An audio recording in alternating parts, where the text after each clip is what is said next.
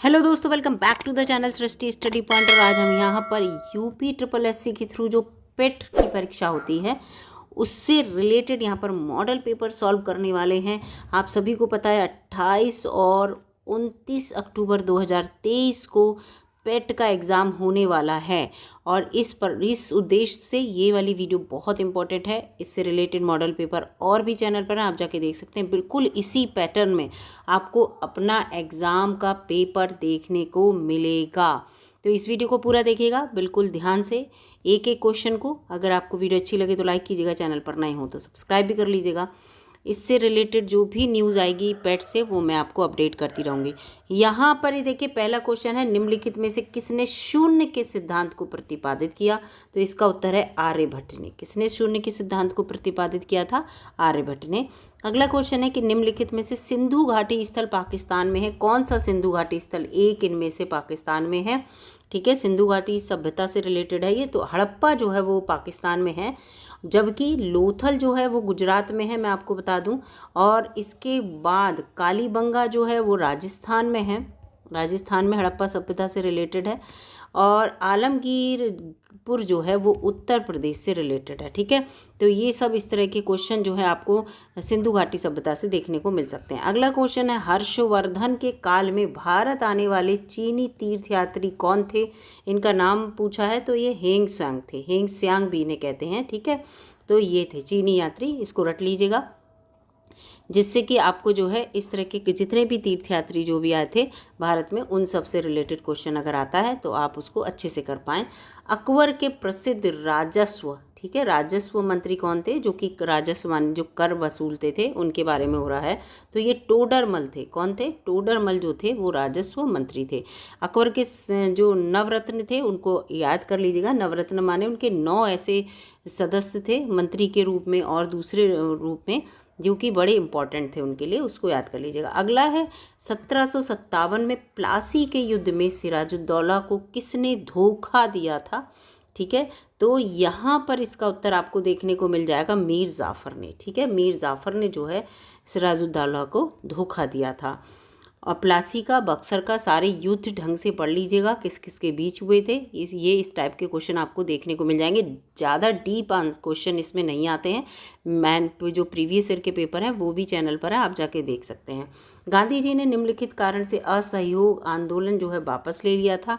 किस वजह से वापस ले लिया था गांधी जी ने असहयोग आंदोलन? तो इसका उत्तर मैं आपको बताती हूँ। तो इसका उत्तर है दोस्तों चौरी चौरा कांड। ठीक है, चौरी चौरा कांड जो कि 1922 में हुआ था, और ये असहयोग आंदोलन जो था 1920 में स्टार्ट हुआ था और ये वापस ले लिया था। ये जो कांड था तो इससे नाराज होकर गांधी जी ने अपने असहयोग आंदोलन को वापस ले लिया था। अगला क्वेश्चन है, नौजवान भारत सभा की स्थापना किसने की? तो नौजवान भारत सभा की स्थापना जो है वो की थी सरदार भगत सिंह ने। किसने की थी? सरदार भगत सिंह ने। बहुत इंपॉर्टेंट क्वेश्चन है। स्वामी विवेकानंद का मूल नाम क्या था? ये बहुत कॉमन सा क्वेश्चन है, इसके साथ साथ ये इम्पॉर्टेंट क्वेश्चन भी है। तो उनका नाम आप सभी को पता है, नरेंद्र नाथ दत्त था। अगला प्रश्न है, सुभाष चंद्र बोस ने किस देश में स्वतंत्र भारत की अंतरिम सरकार की स्थापना की थी? किस देश में की थी? तो आप सभी को पता है सिंगापुर में वो गए थे और वहाँ उन्होंने अपनी अंतरिम सरकार की घोषणा की थी। अगला है, राष्ट्रीय संघर्ष के दौरान प्रसिद्ध समाचार पत्र केसरी के संस्थापक जो हैं वो कौन थे? तो केसरी आप सभी को पता है, ये लोकमान्य तिलक से संबंधित है। केसरी उनको कहते भी थे। अगला, अब भूगोल से 5 क्वेश्चन आ गए। ठीक है, तो देखिए 5 क्वेश्चन इतिहास से थे, 5 क्वेश्चन आपके राष्ट्रीय आंदोलन से थे और 5 क्वेश्चन भूगोल से आ गए। इसी तरह से आपको क्वेश्चन देखने को मिलेंगे। भारतीय मरुस्थल को कहा जाता है? तो भारतीय मरुस्थल आप सभी को पता है, जो थार है वो भारत का मरुस्थल है। अब ये बताइए, गोबी मरुस्थल कहाँ पर है और सहारा मरुस्थल कहाँ पर है? इन दोनों के बारे में मैं आपसे पूछ रही हूँ, इसका आंसर दीजिएगा। विश्व का सबसे बड़ा डेल्टा कौन सा है? आंख बंद करके आप बता देंगे, सुंदरबन डेल्टा, जो कि भारत और क्या इसके साथ साथ बांग्लादेश है ना। बांग्लादेश ये जो देश है इससे रिलेटेड है और बहुत बड़ा डेल्टा है, ये पश्चिमी बंगाल में बनता है। ठीक है, इसके साथ साथ नर्मदा नदी का उद्गम निम्नलिखित में से कहाँ पर हुआ है? ठीक है, कौन सा है नहीं, कहाँ पर हुआ है ये होगा। तो अमरकंटक से होता है नर्मदा नदी का उद्गम। अमरकंटक की पहाड़ी है ये, ठीक है। अमरकंटक क्या है? पहाड़ी है, इसको याद रखिएगा। अगला यहाँ पर है ये क्वेश्चन है, मध्य प्रदेश में पन्ना एक महत्वपूर्ण स्थान है, ये किसके लिए प्रसिद्ध है? तो पन्ना जो है वो हीरे की खान के लिए प्रसिद्ध है, हीरा यहाँ पर निकलता है। अगला 15वां क्वेश्चन है, GMT यानी कि समय से संबंधित जो GMT का मतलब क्या होता है? तो ग्रीनविच मीन टाइम जो होता है वो होता है GMT से संबंधित। आपने विश्व का नक्शा देखते होंगे जब, तो यहाँ पर ऐसे करके आपको एक लाइन दिखती होगी थोड़ी सी टेढ़ी वगैरह, तो वो होती है ग्रीनविच मीन टाइम, जहाँ पर सेंट जो ये बताया जाता है यहाँ पर 0 टाइम है, फिर इधर उधर जो है टाइम को लेकर होता है, पूरा टाइम का जो शेड्यूल है वो यहाँ से पता चलता है। अब अर्थव्यवस्था से 5 क्वेश्चन आपको देखने को मिल जाएंगे। नीति आयोग के पदेन अध्यक्ष कौन है? बिल्कुल कॉमन सा क्वेश्चन है, प्रधानमंत्री, लेकिन ये मोस्ट इंपॉर्टेंट क्वेश्चन है, अक्सर आपको देखने को मिल जाएगा। प्रधानमंत्री होते हैं जो उस टाइम के प्रधानमंत्री हैं, वो वहाँ के पदेन अध्यक्ष होंगे। अगला है, भारत में 14 बड़े बैंकों का राष्ट्रीयकरण किस वर्ष किया गया था? 14 बड़े बैंकों का तो ये किया गया था 1969 में। ये क्वेश्चन आता है बहुत। राष्ट्रीय कृषि बीमा योजना जो है वो कब शुरू की गई थी? तो ये 1999 में शुरू की गई थी। अगला है, किसे भारत में हरित क्रांति का जनक कहते हैं? Most common and most important question, तो ये MS स्वामीनाथन को कहा जाता है। अगला प्रश्न है, 20वां दूसरी पंचवर्षीय योजना की प्राथमिकता क्या थी? पंचवर्षीय योजनाएं पढ़ लीजिएगा एक बार जल्दी जल्दी से, उससे जो है आपको ये पता चल जाएगा क्या योजनाएं थी, कौन किस वर्ष थी। तो इसका उत्तर है भारी उद्योग जो था वो इसकी प्राथमिकता थी।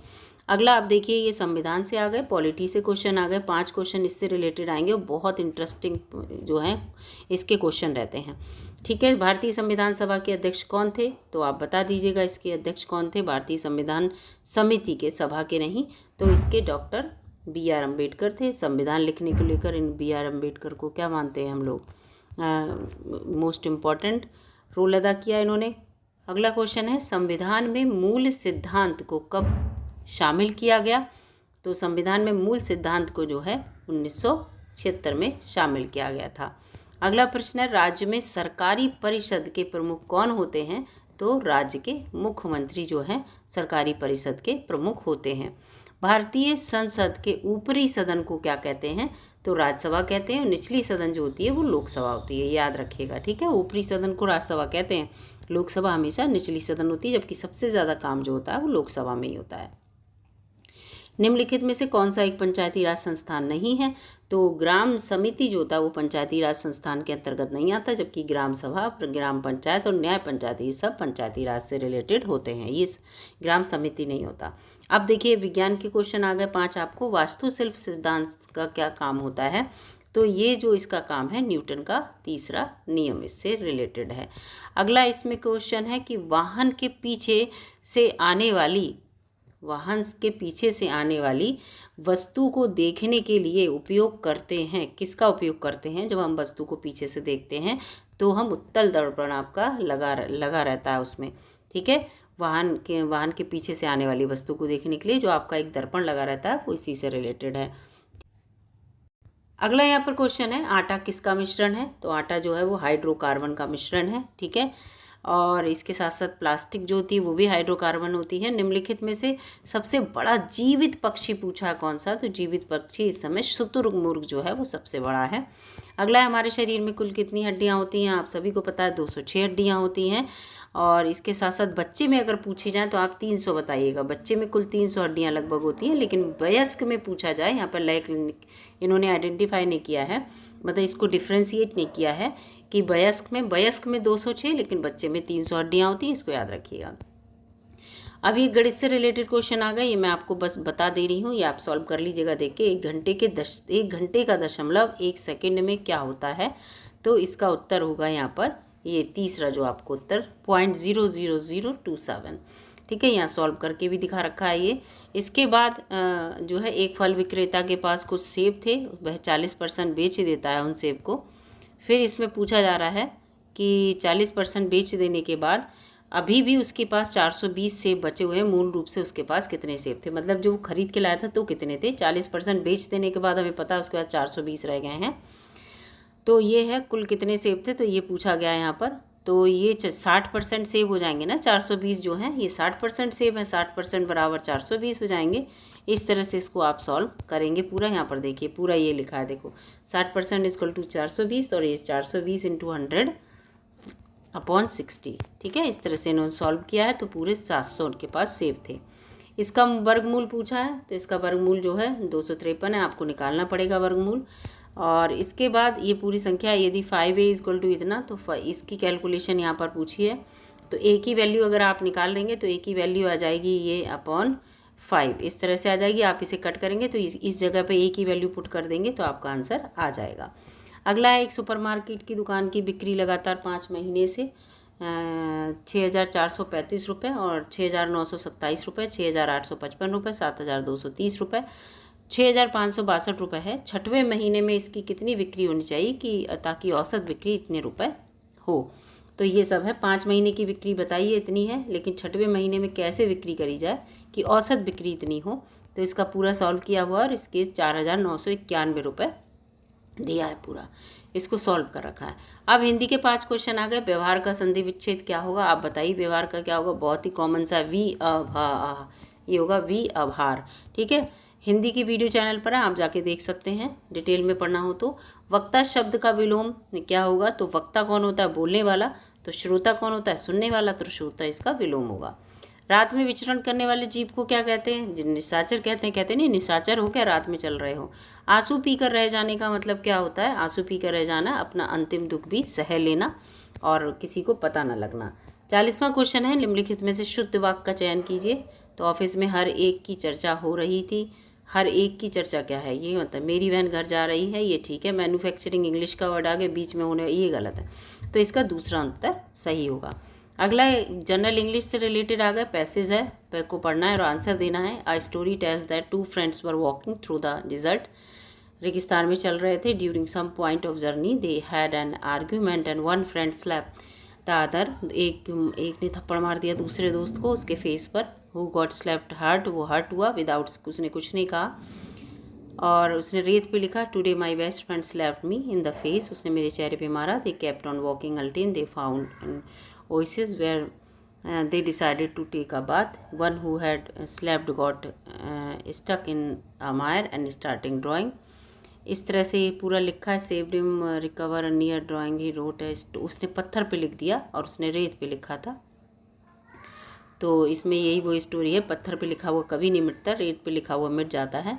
तो यहाँ पर ये लिखा है कि सिनोनियम बताना है। सिनोनियम माने सेम। एनग्रेव, एनग्रेव का मतलब होता है इंस्क्राइब। ठीक है, क्या होता है, इंस्क्राइब। नेक्स्ट है what does writing on the stone suggest. जो स्टोन पर सजेस्ट किया है वो राइटिंग का क्या मतलब इसको लेकर है। तो यहाँ पर है ये writing on the stone mean writing something with an intention to make it last forever, मतलब फॉर एवर, हमेशा के लिए वो रह जाए, इस इंटेंशन से कोई चीज़ लिखी गई है। What does one of the friend do after recovering from the near drowning? तो इसमें पूरा इसका उत्तर लिखा है he wrote something about his friend to express his gratitude, अपनी gratitude को express करने के लिए। what is an oasis? तो ये लिखा है an oasis is a water body found in desert। रेगिस्तान में जो पानी पाया जाता है जिस जहाँ, उसे oasis कहते हैं।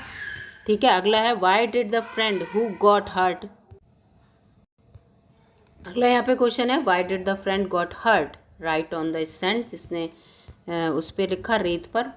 तो यहाँ पर पूरा लिखा है because he knew that his feeling of hurt was temporary. जो दुख की उसकी फीलिंग थी वो टेम्पररी थी, इसलिए उसने रेत पर लिखा था। तर्क संगीत रीजनिंग से रिलेटेड आ गए। विद्यार्थियों की एक लाइन में मेरा स्थान दोनों छोर से 7वां है। तो पंक्ति में कुल कितने, मैं 7वें स्थान पर हूँ, तो इधर भी 6 होंगे, इधर भी 6 होंगे, तो 13 बच्चे होंगे डेफिनेटली, है ना। तो ये उत्तर इसका 3 है, 13।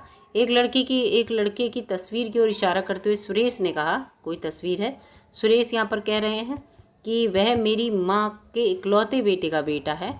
वह मेरी माँ के इकलौते बेटे का बेटा है, यानी कि सुरेश माँ है इसकी, तो इसका बेटा है वो। तो सुरेश उस लड़के से कैसे संबंधित है, तो पिता है उसका वो। सुरेश जो है उस तस्वीर वाले बच्चे का इकलौता बेटा तो सुरेश हुआ, मेरी माँ बोल रहा है वो।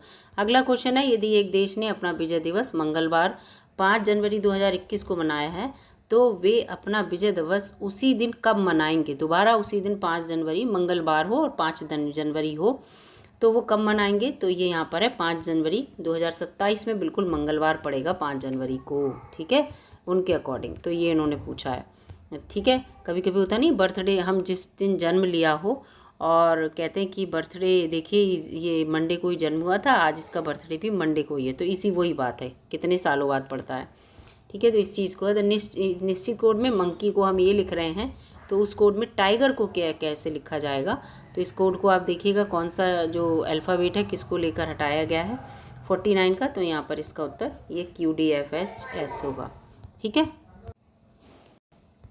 50वां क्वेश्चन है, एक शब्द को चुने जो अन्य से भिन्न हो। तो टेलीफोन, टेलीग्राम, डाक, ये तो सब पोस्ट से रिलेटेड है, लेकिन बिजली जो है वो इलेक्ट्रॉनिक्स, इलेक्ट्रिकल, इससे रिलेटेड है, तो इसलिए बिजली इससे अलग है। फिर 51वां है, PM संगमा योजना का प्राथमिक उद्देश्य क्या है, PM विश्वकर्मा, संगमा ने विश्वकर्मा, तो इसमें क्या है, इसका उत्तर यहाँ पर ये होगा B, पारंपरिक शिल्प का संरक्षण और कारीगरों का समर्थन करना, ये होगा इसका उत्तर। देखिए ये B इसका उत्तर है, ठीक है, क्योंकि विश्वकर्मा जी थे वो यहाँ पर शिल्प को लेकर फेमस थे विश्वकर्मा जी, तो इसलिए शिल्पकार माने जाते थे बहुत बड़े, तो इसलिए इससे रिलेटेड क्वेश्चन है। अगला है, भारतीय रक्षा मंत्रालय में रक्षा अधिग्रहण परिषद की प्राथमिक भूमिका क्या है, ठीक है, भारतीय रक्षा मंत्रालय की बात हो रही है, तो इसकी जो भूमिका है वो यहाँ पर इसकी दी है, सशस्त्र बलों के लिए नई नीतियाँ और पूंजी अधिग्रहण का पर निर्णय लेना, ये इसका रोल है, ठीक है। अगला 53वां क्वेश्चन है, हाल ही में भारतीय वायुसेना को एयरबस से C259 विमान प्राप्त हुआ, ये किस प्रकार का विमान है, तो ये जो है विमान ये परिवहन विमान है, ठीक है, एक स्थान से दूसरे स्थान पर जाने के लिए विमान है। संयुक्त राज्य अमेरिका के राष्ट्रपति का नाम क्या है, तो इनका नाम आपको पता ही है, जो बाइडेन इनका नाम है। अगला 55 क्वेश्चन है, टोक्यो ओलंपिक में भारत के लिए जो पहला पदक किस खिलाड़ी ने जीता था, टोक्यो ओलंपिक में भारत के लिए, तो मीराबाई चानू ने ये जीता था पहला पदक। PM उज्ज्वला योजना आप लोग जानते होंगे, महिलाओं के लिए जो LPG कनेक्शन है, यानी कि जो गैस का कनेक्शन नहीं होता है वो देना है महिलाओं के नाम से, PM उज्ज्वला योजना का मतलब ये है, ठीक है। लाइट से मत लगाइएगा, ये उज्ज्वला से उज्ज्वल हो जाए, बिजली से नहीं है ये, कि उससे है खाना पकाने से रिलेटेड। इसमें यह है कि जो महिलाएं हैं वो जो गैस जो चूल्हा जब जलाती थी, ये वाला जो लकड़ी वाला कोयले वाला, तो उससे उनकी हेल्थ को जो है नुकसान होता था, तो इसलिए ये योजना चलाई गई। अगला क्वेश्चन है, भारत की सबसे बड़ी तैरती सौर ऊर्जा परियोजना कहाँ पर पूर्ण रूप से चालू है, मोस्ट इम्पॉर्टेंट क्वेश्चन आज का ये, तैरती हुई सौर ऊर्जा परियोजना, तो ये जो है वो रामागंडम में है और तेलंगाना में है, कहाँ पर है, तेलंगाना में, इसको याद रखिएगा, इम्पॉर्टेंट है ये। इसके बाद है कि 2023 के शेरपा कौन है, आप सभी को पता ही होंगे शेरपा, ये थे अमिताभ कांत जी, ठीक है। 2000 जो इसमें जो यहाँ पर जो G20 है, G20 2023 की बात हो रही है, ठीक है, G20 की बात हो रही है, जो हो गया G20 कहाँ पर हुआ था, दिल्ली में हुआ था, भारत ने इसकी मेज़बानी की थी, इसको याद रखिएगा। और G20 से रिलेटेड जितने भी क्वेश्चन हो सारे कर लीजिएगा, क्योंकि G20 से रिलेटेड क्वेश्चन आपको एग्जाम में जरूर देखने को मिलेगा। सुब्रतो कप अंतर्राष्ट्रीय फुटबॉल टूर्नामेंट में कौन सी आयु वर्ग के बच्चे खेलते हैं, तो इसमें 14 से 17 वर्ष के बीच के बच्चे खेलते हैं इसमें, ठीक है, फुटबॉल है। US ओपन 2023 में पुरुष एकल खिताब किसने जीता, तो पुरुष एकल खिताब नोवाक जोकोविच ने जीता, 2023 की बात हो रही है। फिर है ये सामान्य जागरूकता के 10 अंक के प्रश्न आते हैं। भारत और पाकिस्तान के बीच सीमांकन किसे कहा जाता है, तो वो आपको पता ही है, रेड क्लिफ है, रेड माने लाल, तो आप समझ जाइए, खतरे की घंटी इस तरह से याद कर लेंगे तो आपको याद रहेगी, रेड क्लिफ भारत और पाकिस्तान के बीच है। केरल के राजा रवि वर्मा निम्न में से किस कला के लिए प्रसिद्ध हैं, राजा रवि वर्मा, तो ये जो हैं वो शिक्षक हैं, ठीक है, शिक्षक हैं। अगला है, येन किस देश की मुद्रा है, तो येन जापान की मुद्रा है। अगला प्रश्न है यहाँ पर 64वां, नीचे दिए गए जो केंद्र हैं उनका उपयोग में बताया गया है कि कौन सी जो है कौन से 2 राज्यों की राजधानी, अच्छा इसमें से कौन जो है वो 2 राज्यों की राजधानी, तो चंडीगढ़ जो है वो 2 राज्यों की राजधानी है। अब ये आप मुझे बताएंगे कौन कौन से 2 राज्यों की ये राजधानी है, ठीक है। ये चंडीगढ़। अगला है यहाँ पर, संसद के दोनों सदनों के संयुक्त अधिवेशन को कौन बुलाता है? तो राष्ट्रपति बुलाते हैं संयुक्त अधिवेशन। 65वां इसका उत्तर है। विश्व पर्यावरण दिवस हम कब मनाते हैं? तो ये हम 5 जून को मनाते हैं। कॉमन क्वेश्चन, लेकिन ये बहुत बार रिपीटेड क्वेश्चन है और आता भी है एग्जाम में। पेरू मेला कहाँ आयोजित? पेरू मेला जो है वो अजमेर में आयोजित होता है। अगला है, अजंता की गुफाओं की संरचना क्या है? तो इसमें जातीय जो कथाएं हैं उससे रिलेटेड ये है अजंता की गुफाएं। अजंता गुफाओं की संरचना क्या है? अच्छा, यही क्वेश्चन फिर से आ गया, तो जातीय कथा। अगला यहाँ पर है, संयुक्त राष्ट्र महासभा के सदस्य कौन से देश कितने देश हैं? कौन से नहीं, कितने देश हैं यहाँ पर होगा, कौन से गलत होगा, कितने देश हैं? तो 193 देश संयुक्त राष्ट्र महासभा के सदस्य हैं। अगला है, discovery of India, most common और इम्पॉर्टेंट क्वेश्चन, आंख बंद करके जवाहरलाल नेहरू लिख दीजिएगा। डिस्कवरी ऑफ इंडिया, इसको लेते हुए इसका एक सीरियल भी बना था और पूरा इसका वहाँ पर बताया भी गया था जब दूरदर्शन चलता था तब। अब ये हिंदी से रिलेटेड आ गए, 10 क्वेश्चन है, बहुत इंपॉर्टेंट है। और ये मेरे मकान के आगे के विज्ञापन पर, ढाबे के आगे दम पर, ये पूरा खाने वाले लोग, ये सब लिखा हुआ है यहाँ पर। पूरी एक ये स्टोरी है, इसका आप पढ़ लीजिएगा इसको पॉज करके, और अगर कहीं टाइपिंग मिस्टेक हो तो देख लीजिएगा। वैसे इस दुनिया में कहा सुनी होती है, इस दुनिया का क्या संकेत है यहाँ पर? तो गांव से शहर और बसा हुआ गरीब, ठीक है। गांव से शहर की ओर बसा हुआ गरीब, इस तरह से है, ठीक है। यहाँ पर गांव से शहर में आया हुआ जो गरीब है। अगला है, प्रस्तुत गद्यांश में साहित्य की किस विधा के अंतर्गत ये आता है? प्रस्तुत गद्यांश, तो ये संस्मरण है एक, ठीक है, किसी की अपनी जो याद है उसको लिखा है इसने, संस्मरण इसे कहते हैं। अगला है, साधारण बात यह है कि समुद्र तट पर कौन सा खड़ा कर दिया जाता है? तो जो है इसका, अमीर भाई असभ्य लोग, ठीक है। अमीर भाई असभ्य लोग जो हैं, यहाँ पर ये किसे, ठीक है, हर जगह यहाँ कौन हो गया, किसे खड़ा कर दिया जाता है, ठीक है। तो यहाँ पर ये है। अगला यहाँ पर है कि लेखकों के नाम पहचानता है लोगों की आदतें, क्योंकि यहाँ पर ये पूरा है कि इसका उत्तर है, लोगों की आदतें खराब और ईमानदार होती हैं। लोगों की आदतें खराब और ईमानदार होती हैं। अगला क्वेश्चन यहाँ पर है कि लोग लेखक से क्यों कहते हैं, ठीक है, क्यों कहते हैं कि आपको बुरा नहीं लगता?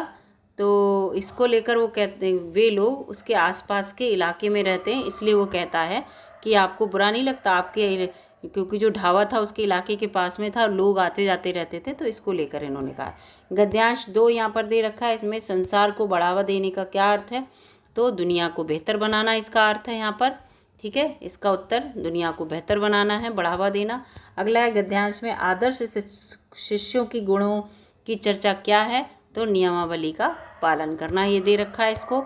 78वां क्वेश्चन है, गद्यांश के आधार पर कहा जा सकता है कि व्यक्ति के जीवन में व्यक्तित्व अनेक गुणों को धारण करता है। और 79 है गद्यांश। 79वां क्वेश्चन, गद्यांश में वृक्ष किसे कहा गया है? तो वृक्ष जो कहा गया है वो विद्यार्थियों को कहा गया है गद्यांश में। मानव जीवन की मुख्य धारा के सहयोगियों का जीवन क्यों माना जाता है, जो है कैसा माना जाता है? तो यहाँ क्यों की जगह कैसा देख लेना दोस्तों, ये थोड़ी सी टाइपिंग मिस्टेक है। जो संस्कार संतों का जीवन मिलता है और वे संस्कार प्रतिष्ठित हो जाते हैं, ठीक है। जिन लोगों को यहाँ पर होगा, जिन लोगों को जो है संतों का जीवन मिलता है संस्कार वाला, वो है। तो पूरे यहाँ पर मैंने आपको 80 क्वेश्चन कराने की कोशिश की है। ग्राफ वाले क्वेश्चन यहाँ पर नहीं है, लेकिन ये वीडियो आपको कैसी लगी ज़रूर बताइएगा, किस तरह के क्वेश्चन लगे। और अगर वीडियो अच्छी लगी हो तो लाइक कीजिएगा, चैनल पर नए हो तो सब्सक्राइब कर लीजिएगा। और मिलूंगी अगली वीडियो में, तब तक के लिए नमस्कार।